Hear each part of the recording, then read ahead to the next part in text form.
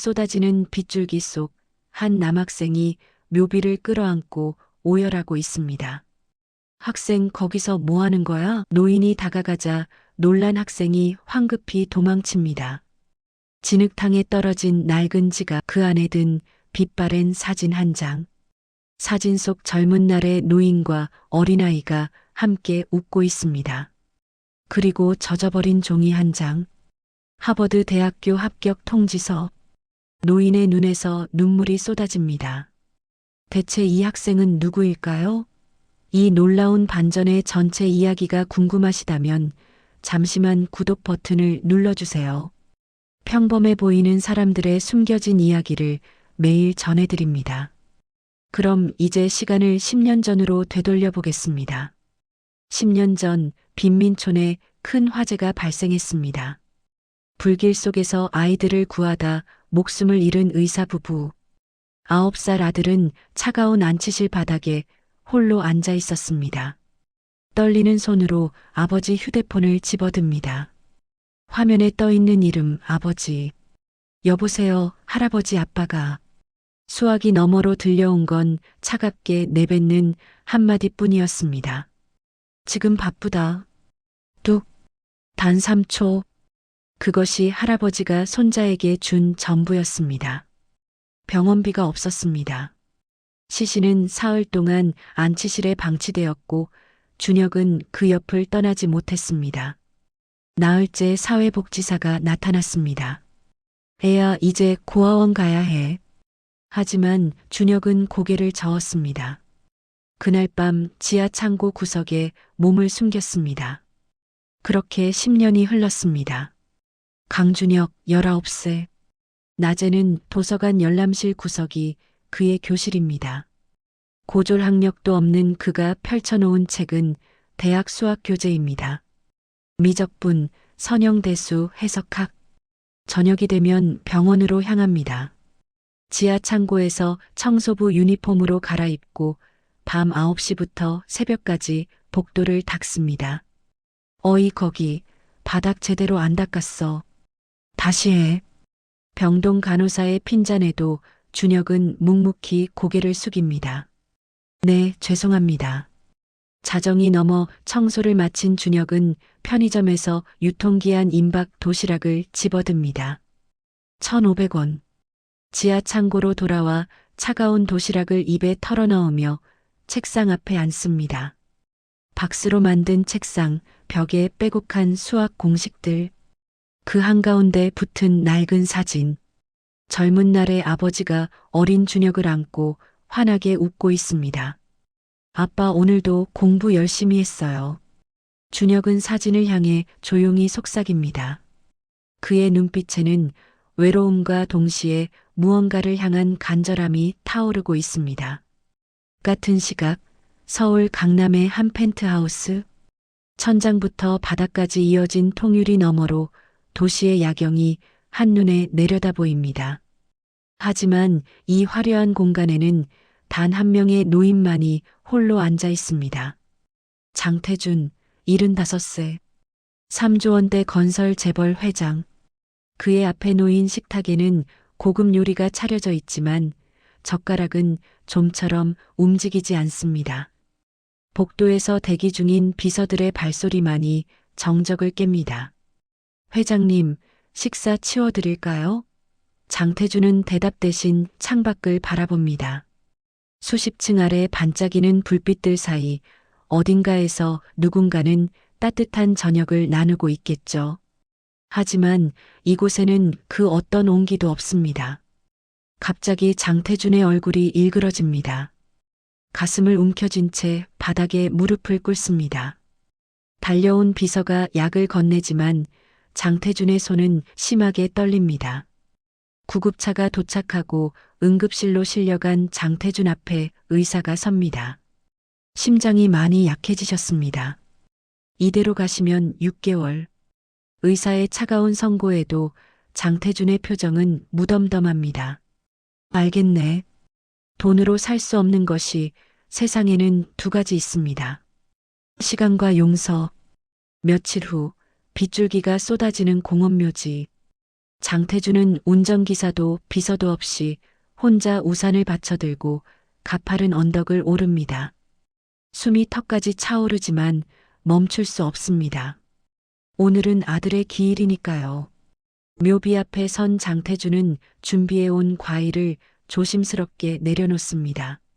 민수야, 아빠 왔다. 하지만 대답은 없습니다.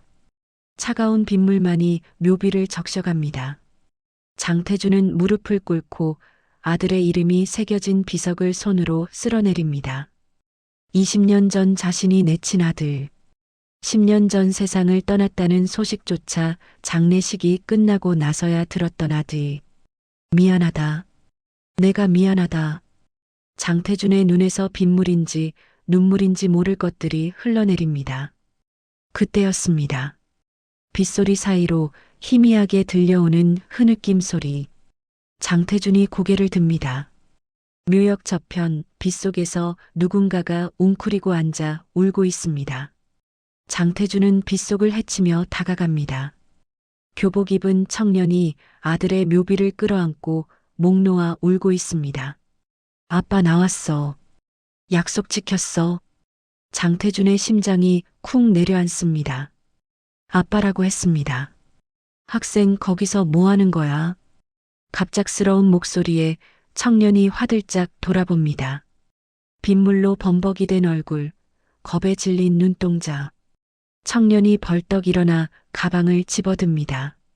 손이 미끄러져 가방 속 물건들이 진흙탕에 쏟아집니다. 잠깐. 장태준이 손을 뻗지만 청년은 뒤도 돌아보지 않고 달려갑니다. 장태준의 시선이 바닥으로 향합니다. 낡은 지갑 하나와 젖어버린 종이 한 장.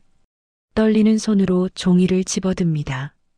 빗물에 번지고 있지만 굵은 글씨는 선명합니다. 하버드 대학교 입학 허가서. 그 아래 적힌 이름 강준혁. 강씨. 아들이 결혼했던 여자의 성입니다. 황급히 지갑을 엽니다. 안에는 1,000원짜리 지폐 몇 장이 전부. 투명한 신분증 칸에 끼워진 사진 한 장이 장태준의 눈을 사로잡습니다. 누렇게 바랜 흑백 사진. 테이프 자국이 덕지덕지 붙어 있습니다. 사진 속 젊은 시절의 장태준이 활짝 웃고 있습니다. 그의 목마를 탄 어린아이, 아들 민수. 장태준의 손에서 지갑이 떨어집니다. 이 사진은 20년 전 자신이 찢어버렸던 바로 그 사진입니다. 아들이 가난한 여자와 결혼하겠다고 했을 때 분노에 찢어 던졌던 누군가 조각들을 정성스럽게 테이프로 이어 붙였습니다. 장태준은 사진을 뒤집어 봅니다. 어린아이 글씨가 적혀 있습니다. 세상에서 제일 멋진 우리 아빠, 그리고 한 번도 본 적 없는 그리운 할아버지. 장태준의 무릎이 꺾입니다. 진흙탕에 주저앉아 사진을 가슴에 품습니다. 민수야, 내가 손자가 있었구나. 내 핏줄이 저렇게 자라고 있었구나. 하버드를 합격할 만큼 똑똑하게. 하지만 저 낡은 지갑, 1,000원짜리 몇 장. 장태준의 가슴이 찢어집니다. 손자는 할아버지 얼굴 한 번 보지 못한 채 가난 속에서 자랐습니다. 장태준은 합격증과 사진을 품에 안고 하늘을 향해 울부짖습니다. 하늘에서는 여전히 무심하게 비가 쏟아집니다. 그날 밤 장태준의 집무실. 비서실장이 들어섭니다. 당장 찾아. 이름은 강준혁이다. 오늘 안에 거처를 알아내. 그리고 이 사진으로 DNA 검사 의뢰해. 국내에서 제일 빠른 곳으로. 내 손자다. 죽은 민수의 아들이란 말이다. 비서실장이 합격증을 받아듭니다. 하버드 대학교.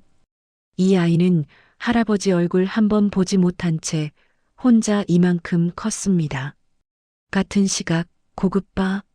조민석이 통화 중입니다. 삼촌이 손자를 찾고 있다고. 알았어.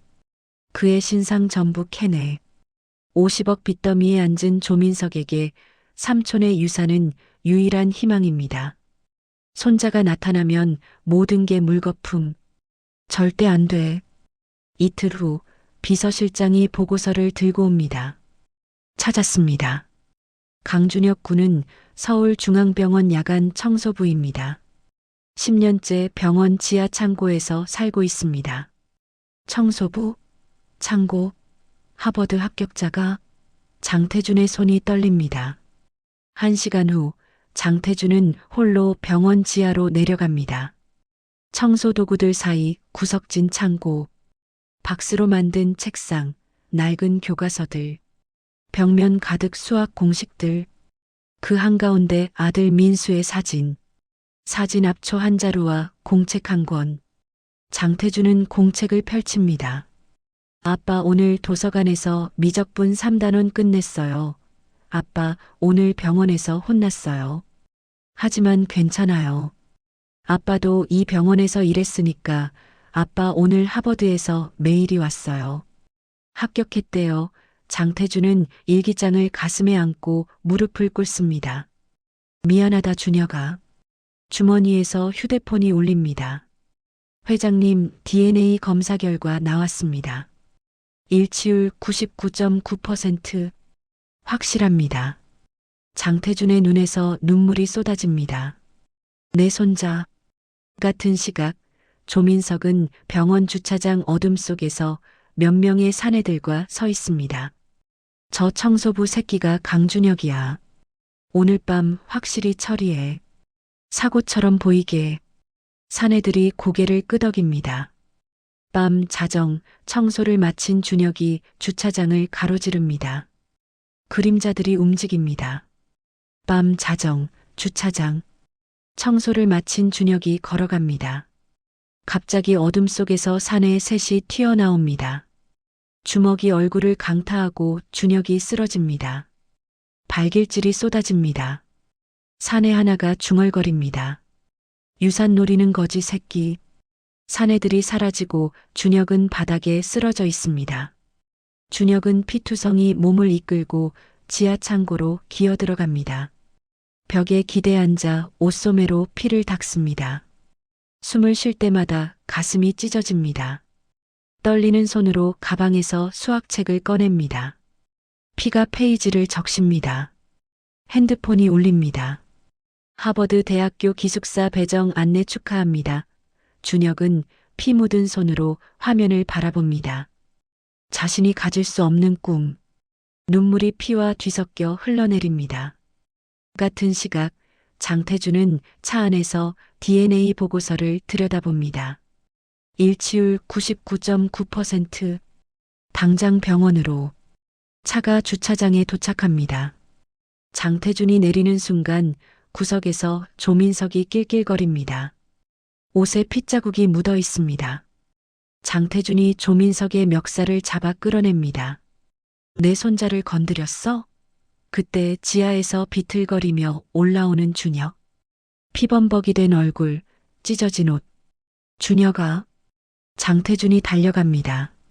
준혁은 장태준을 보는 순간 뒷걸음질 칩니다. 손자? 웃기시네요. 10년 전 그날 아빠 시신 옆에서 할아버지께 전화했어요. 기억 안 나세요? 장태준의 얼굴이 새하얗게 변합니다. 제발 우리 아빠 좀 살려달라고 울면서 빌었어요. 할아버지가 뭐라고 하셨죠? 지금 바쁘다. 딱 3초. 그게 전부였어요. 장태준의 무릎이 꺾입니다. 3초만 들어주셨어도 아빠를 화장하지 않을 수 있었어요. 장례식이라도 제대로 치를 수 있었어요. 준혁의 눈에서 눈물이 쏟아집니다. 전 하버드 가도 절대 장태준의 손자 아닙니다. 평생 할아버지 같은 거 없던 셈치고 살 겁니다. 준혁은 비틀거리며 어둠 속으로 사라집니다. 장태준은 그 자리에 주저앉습니다. 민수야 준혁아. 하늘을 향한 그의 울부짖음만이 텅 빈 주차장을 채웁니다. 그날 밤 장태준은 집무실 바닥에 쓰러져 있습니다. 응급실. 의사가 심전도를 보며 고개를 젓습니다. 심장이 한 개입니다. 3개월도 안 남았습니다. 장태준은 천장을 바라봅니다. 3개월. 손자를 되찾기엔 너무 짧습니다. 이틀 후 장태준 그룹 이사회. 중역들이 웅성거립니다. 오늘부로 경영권을 전문 경영인에게 넘깁니다. 제 조카 조민석 상무는 즉시 해임합니다. 조민석이 벌떡 일어섭니다. 삼촌 이러시면 안 됩니다. 장태준이 차갑게 쏘아봅니다. 내 아들도 손자도 내 탐욕 때문에 고생했어. 손자를 폭행한 내 놈에게 단 한 푼도 물려줄 생각 없다. 이제 끝이다. 경비가 조민석을 끌어냅니다. 일주일 후 장태준은 병원 근처 낡은 반지하 방에서 짐을 풉니다. 펜트하우스의 화려함은 온데간데 없습니다. 비서실장이 서류 뭉치를 건넵니다. 병원 청소부 지원서입니다. 장태준이 받아듭니다. 손자 곁에 있는 유일한 방법이네. 알아보시면요? 그래도 좋네. 욕을 먹든 매를 맞든 그 아이 곁에 있을 수만 있다면. 며칠 후 병원 인사과. 장태준은 낡은 점퍼를 입고 면접관 앞에 앉습니다. 야간 근무 가능하십니까? 가능합니다. 걸레질, 화장실 청소 다 할 수 있습니다. 그날 저녁 장태준은 청소부 유니폼을 입고 거울을 봅니다. 3조 원 재벌 회장에서 최저임금 청소부로. 하지만 그의 눈빛은 그 어느 때보다 살아있습니다. 민수야, 아빠가 이제라도 제대로 된 할아버지가 되어보마.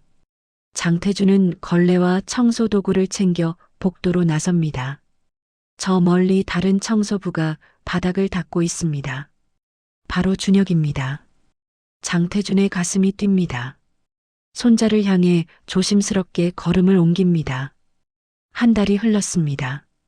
병원 복도. 장태준과 준혁은 나란히 걸레질을 하고 있습니다. 준혁은 옆에 노인이 할아버지인 줄 꿈에도 모릅니다. 그저 말없는 동료 청소부일 뿐입니다. 준혁이 도시락 하나를 꺼냅니다. 같이 드실래요? 두 사람은 복도 구석에 앉아 차가운 도시락을 나눠 먹습니다. 며칠 후 밤 11시 준혁이 바닥을 닦다가 문득 말을 꺼냅니다. 저 있잖아요, 아저씨. 전 할아버지가 미워요. 정말 미워요. 그런데 이상하게 자꾸 보고 싶어요. 왜 그럴까요? 장태준은 대답하지 못하고 고개를 돌립니다. 손등으로 눈가를 훔치며 다시 걸레를 움직입니다. 두 사람은 묵묵히 바닥을 닦습니다. 어느 날 저녁 비가 내립니다. 복도 천장에서 빗물이 새어 바닥이 젖어 있습니다. 장태준이 양동이를 들고 빗물을 받으려 손을 뻗는 순간 소매가 걷히며 손목에 시계가 드러납니다. 백금으로 만들어진 특수 제작 시계. 장태준 그룹 역대 회장만 차는 시계입니다. 준혁의 시선이 그 시계에 고정됩니다. 걸음이 멈춥니다. 숨소리가 멈춥니다.